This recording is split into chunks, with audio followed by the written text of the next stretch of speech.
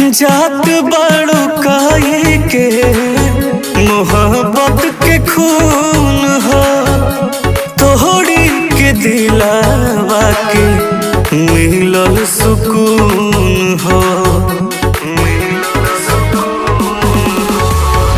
जात बड़ो काहे के मोहब्बत के खून हो, तोहरी के दिलावा के मिलल सुकून हो।